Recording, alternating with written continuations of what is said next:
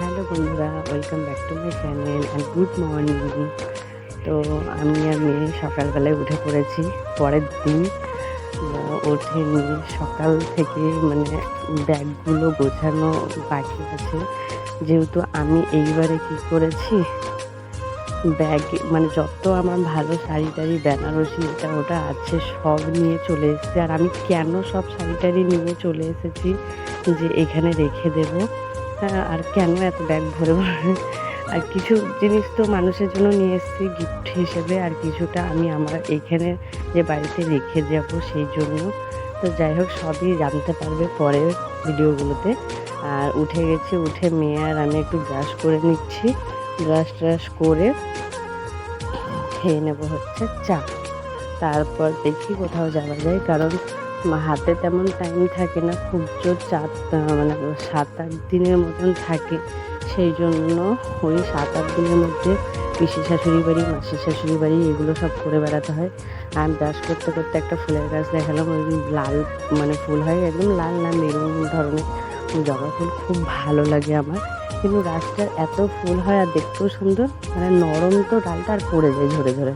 তো যাই হোক, ননদ ঝাড়ু দিয়ে দিয়েছিলো ঘুম থেকে উঠে ঘরটা। তো আমি বললাম যে তাহলে আমি বাইরেটা উঠানটা ঝাড়ু দিচ্ছি। তো উঠানটা ঝাড়ু টাড়ু দেওয়া হয়ে গেছে।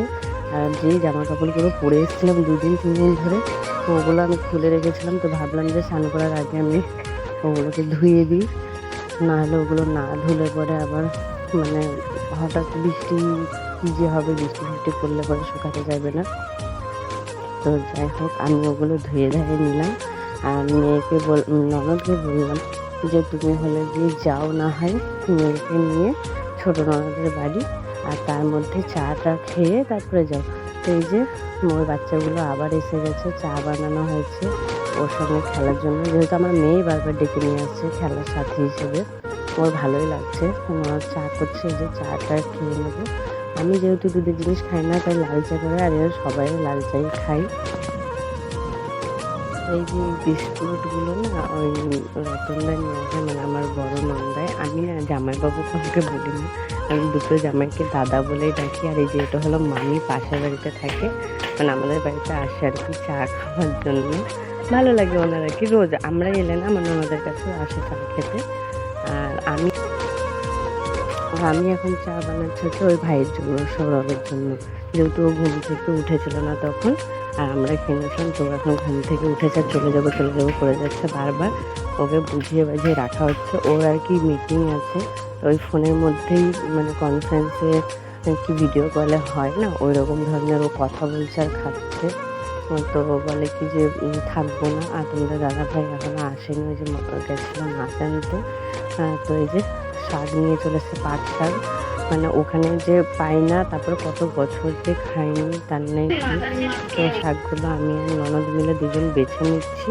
তার মধ্যে তোমাদের দাদা ভাই আর ওই ভাইটা দুজন আবার চলে গেছে বাজার, মাছ টাছ কিছু একটা নিয়ে আসবে। যেহেতু ও বাড়ি চলে যেতে চাইছে, থাকতে চাইছে না, কাছাকাছি না, সেই জন্য। আর ওর কাজ আছে।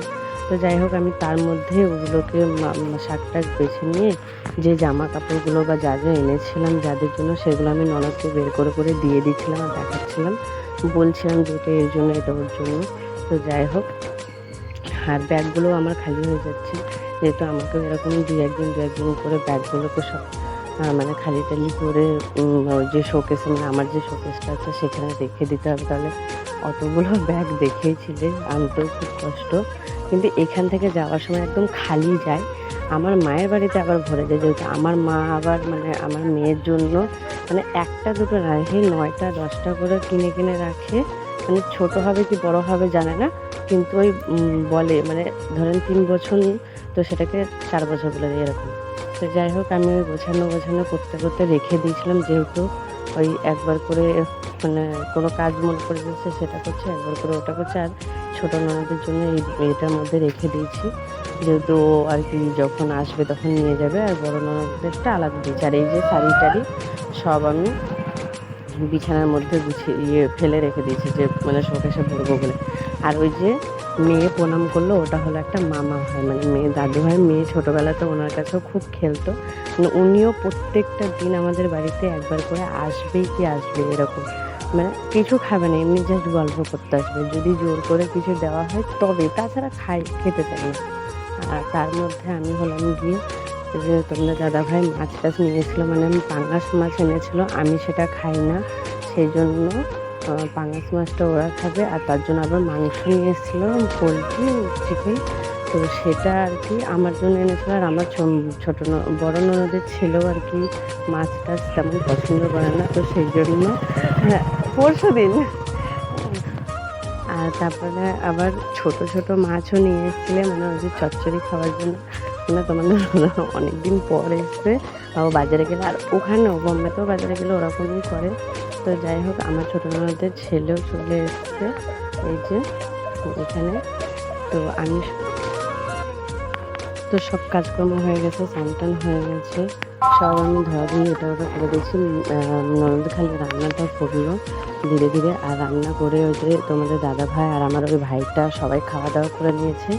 আমরা হলাম গিয়ে যাচ্ছি আমার মাসি শাশুড়ি বাড়িতে। কালকে পুজো ছিল, মানে আমরা যেদিন এসেছি, তো সেদিনটা সম্ভব হয়নি যাওয়া। তার জন্য আজকে যে একটু দেখা করতে যাচ্ছি, যে তাও তো বলবে যে হ্যাঁ এসেছিল আর কি। তো এই যে চলে এসেছি, তোমাদের দাদাভাই আবার আমাকে নামিয়ে দিল, যেহেতু আমাদের সাথে একটা মেয়ে আসলো, আমার ছোটো ননদের মেয়ে। তো ওকে আবার রাখতে গেছে, যেহেতু ও আসবেন এই বাড়িতে, তো ওকে ওদের বাড়ি দিতে গেছে। ও যেহেতু আমাদের রায়গঞ্জের কলেজে পড়ে, তাই বাড়ি যাওয়া আসা করে। আর এই যে দর্শন করে নাও তোমরা সবাই। কালী পুজো, মনসা পুজো, শিব পুজো আর রাধা গোবিন্দ পুজো হয়। তো এই যে এইটা হলো আমার দুটো মাসি শাশুড়ি, একজন শুয়ে আছে আর একজন ওই যার জ্বর আছে ওটাই আর কি। আর এইগুলো ভাই বোনদেরকে নিয়ে খেলা করছে। সে এদের বাড়ি আসলে খুব ইয়ে করে। আর বুনিটা যেহেতু ছেলে না, বাচ্চা মানুষ, তাই আসতে চাইছে না। আর এই যে তো অনেকক্ষণ থাকলাম, খাওয়া দাওয়া করলাম। খাওয়া দাওয়া করে এই যে যাওয়ার সময় তো একটু বন্ধুদের সঙ্গে ফটো তুলছে, দাদার সঙ্গে ভিডিও করছে। তো এখন চলে যাব। তো ছোটো মাসি তাই বলছে যে আমাদের বাড়ি আসলে না, কিন্তু কখন যাবে, কবে আসবে। তো বললাম যে মাসি আসবো। তো এই যে দুটো মাসি বাইক করে দিচ্ছে আমাদেরকে, বাইরে এসছে।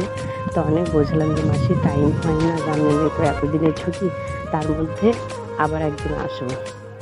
যেহেতু আজকে ওদের বাড়িতে প্রসাদ খেয়ে আসলাম, মানে খিচুড়ি প্রসাদও করে, ভাত ডাল সবজি এগুলোও করে। আর এই নদীটা হলো কুলিক নদী বলে ওরা, তো সবাই জানো কুলিক নদী।